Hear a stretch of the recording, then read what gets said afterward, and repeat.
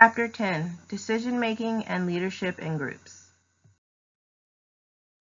In Chapter 10, we are going to discuss generating ideas and making decisions, being a leader, exercising power, and leadership and decision-making skills.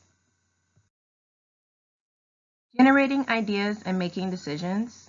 Groups generate ideas in many ways, so groups can brainstorm, and that's where different people come with their ideas. Sometimes you create a list and discuss those ideas to make the list smaller and smaller to narrow it down. Brainstorming can enhance creativity if members feel free to share their ideas. So if there is going to be peer pressure for them not to speak, sometimes people fall into groupthink, and that's where people assume everyone is thinking the same thing because no one wants to speak up. So then the other people go along with those ideas that everyone else assumes. So in order to get the best ideas out of everyone, we must let everybody feel free enough to speak.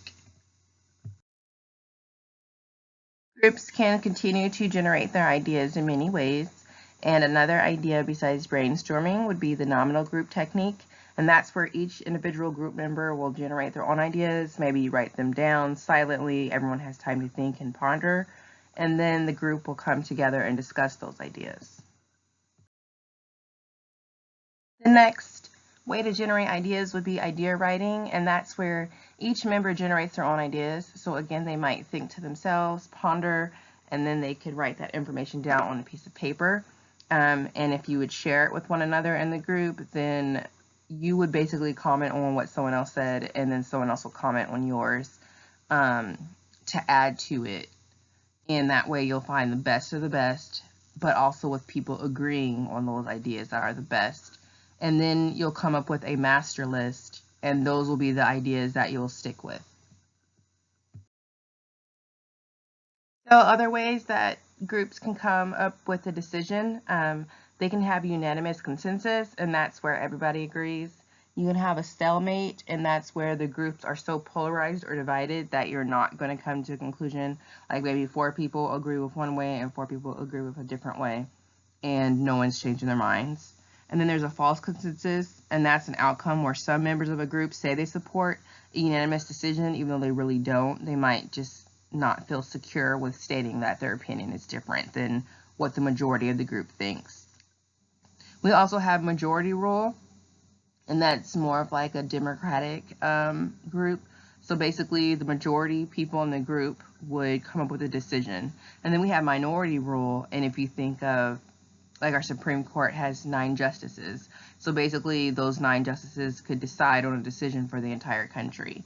And we have 9 so that way we don't get into a stalemate where you'd have 4 on each side. We have the expert opinion, and that's where somebody who's an expert in the field will come and give their advice and make a decision for the group. Like maybe it would be like a physician making a decision for the family when it comes to certain treatment options. Of course, the family will be part of it, but they will more so listen to the physician. And then authority rule could be the person that's in charge. So if it's a bunch of students in class, like in an elementary school, the teacher would be in charge of the decision. So that would be the authority role. So when it comes to groups making decisions, they must find the best option for the group. They want to know what's the most important, what needs to be solved, who is the expert in the situation, who has knowledge, and who has credibility when speaking about this situation, and then also how soon does a decision need to be made.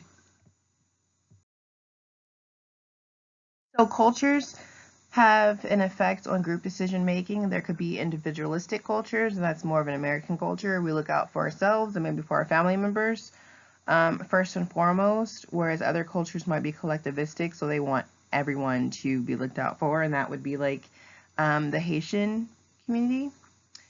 And we have power distance cultures, so there's high power distance cultures and low power distance cultures, and we've talked about these before. I'm not sure if you would remember them, but they are on page 268 if you need to refresh your memory. In high power distance cultures, so certain people have power and the average citizen has much less.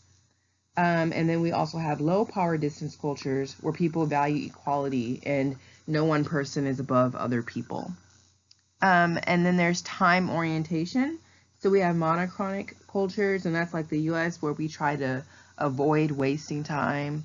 And then we have polychronic cultures, and those are the cultures that don't place as much emphasis on time. They place more emphasis on the relationships they have between people. Being a leader. So many leaders share specific traits. The physical traits, as far as the leaders that we pick in the U.S., would be the sex would be male. Height matters.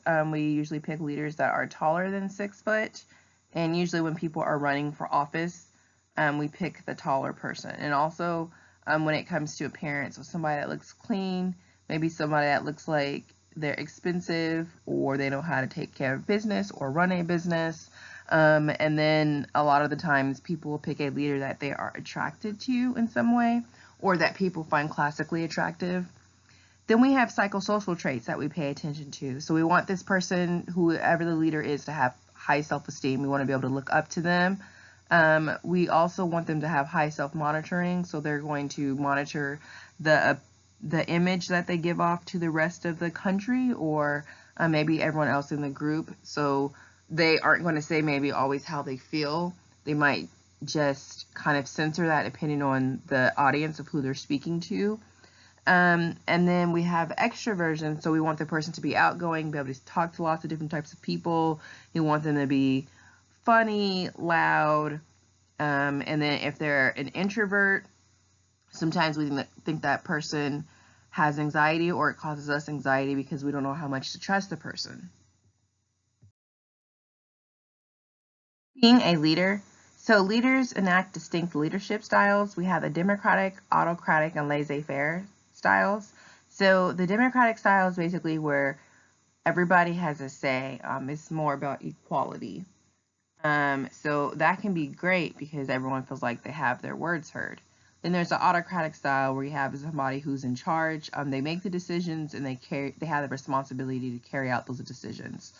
If something needs to be decided on quickly, then it's nice to have somebody in charge, such as a charge nurse, over everyone else. And then laissez-faire style is just keeping government or leadership out of everyone's daily business. And then some people like that in certain situations, because sometimes with the government it'll be too much paperwork, or they'll have too many rules and stipulations. So each leadership style has its strengths. It just depends usually on the situation and the people involved.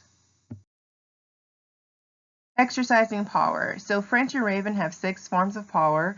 The first form is reward power, and that is having the ability to reward somebody for doing something for you or getting something done. And it requires the ability to provide a sufficient reward. So it depends on the person or the situation. For some people, maybe it'll be hopefully the reward of a paycheck or a bonus if they did something for whoever the leader was. And then coercive power is when someone has the power and the ability to punish somebody for not doing what the leader wants.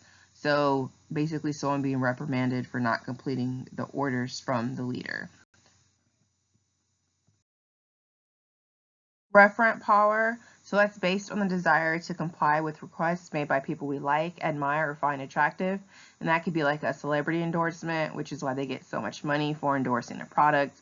More people will go out and buy that product if they believe that a celebrity they're like is using it. Legitimate power is based on having a status or a position that gives a person the right to make those requests. And other people need to follow those decisions. So a department head ordering a subordinate to work a certain amount of hours would be an example of that. An expert power will be from somebody that is an expert in a certain area.